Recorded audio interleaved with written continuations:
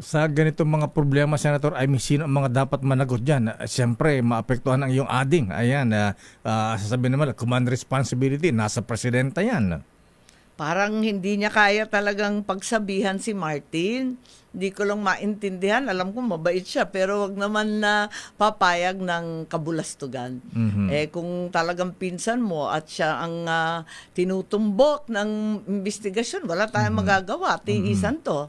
Ikaw naman ang manang, hindi ba sila nakikinig sa iyo? Dapat sabi nakikinig. ko sa'yo, 2021, ngangaw na ako dyan Pero hindi nga ako masyadong pinapansin. Pero palibhasa, mahal ko naman yan kahit papano, kahit nagagalit siya sa akin.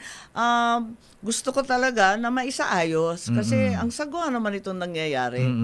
Ayan na, hindi ba nakikialam? Hindi ba kayo pinagsasabihan ni Madam First Lady Imelda Marcos na, nakakahiya kayo, magkakapatid, magpipinsan, hindi kayo nagkakasundo?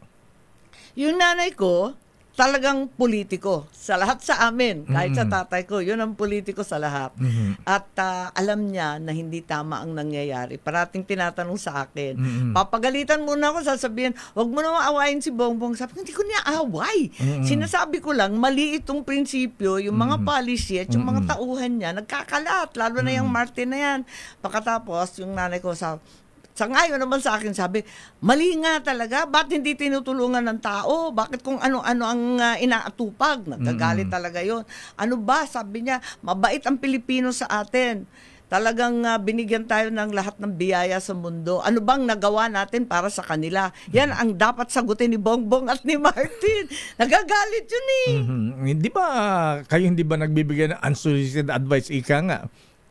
Siguro walang may gusto ng unsolicited advice.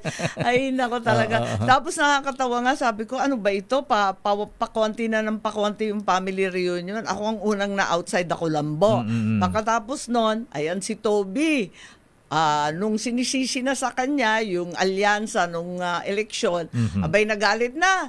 Pagkatapos nun, nag-disappear na si Martin sa sangkatutak niyang eroplano. Sabi ko, ilan na lang kaya ang pupunta sa family reunion ng Pasko?